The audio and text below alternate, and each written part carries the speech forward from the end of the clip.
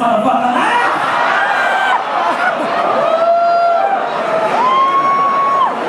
Let's welcome the brilliant, my absolute favorite on this fucking earth, funniest, rottiest, nastiest piece of shit, Lady Bono!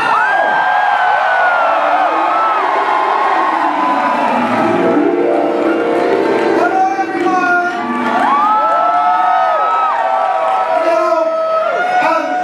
I wanted to read a holiday poem to try to spread some cheer and some merriment because this has been a very contentious election year, right?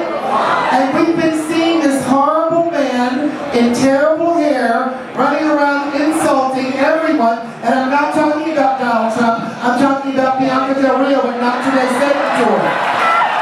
Okay?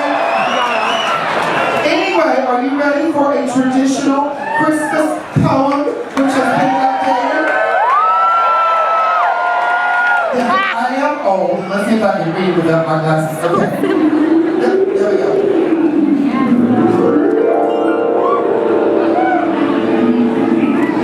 'Twas the night before Christmas. The Trumps are all sleeping, except for the Donald who's still busy tweeting. The stockings were hung, designed by Ivanka, and made by the children who live in Sri Lanka. Little Baron and brothers all snug in their beds, dreaming of the day when their old man drops dead. While Melania, former model, now jewelry designer, is hiding the Viagra in a vase of fine china. And down in the kitchen, there arose such a clatter.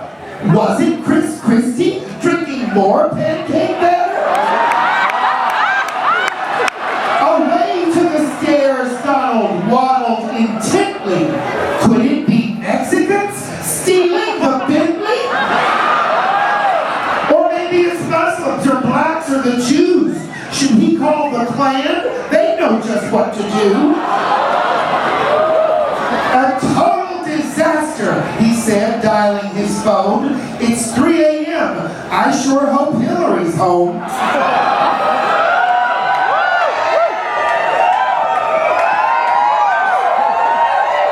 Then he looked out the window to a sound coming near, and it wasn't the usual Bronx booze and Bronx cheers.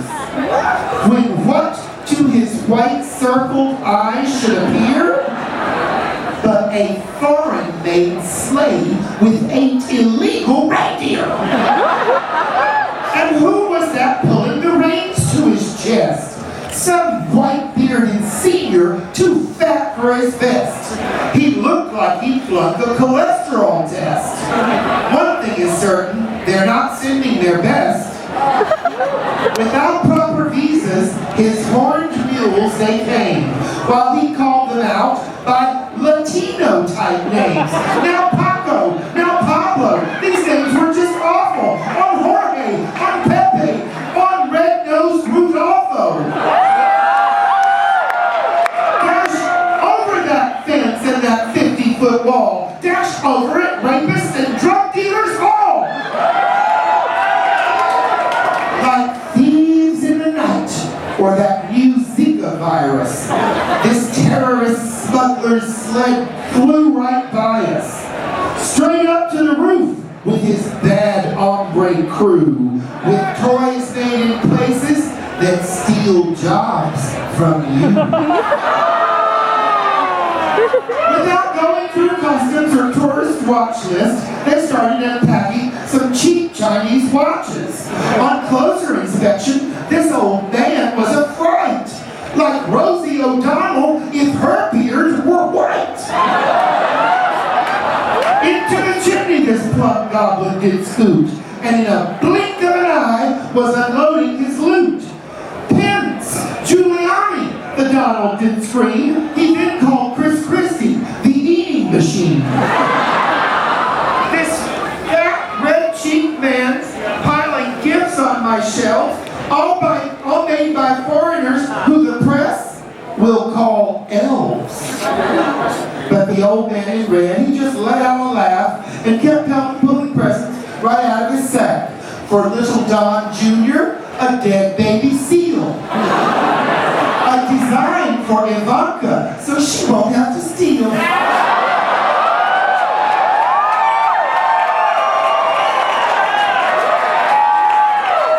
A wool scarf for Tiffany, because there's no global warming. And a smile for Baron, so he won't look like the omen.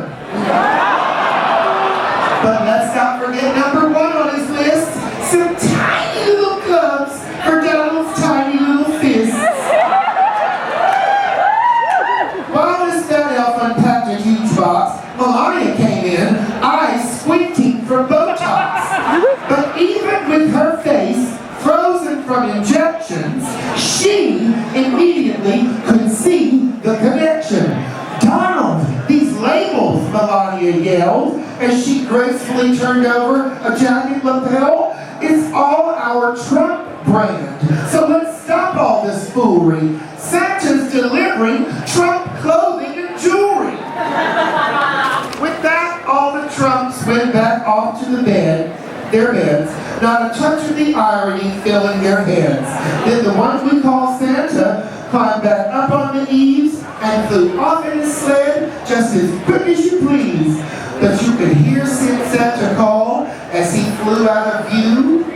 Merry Christmas, America. The joke is on you.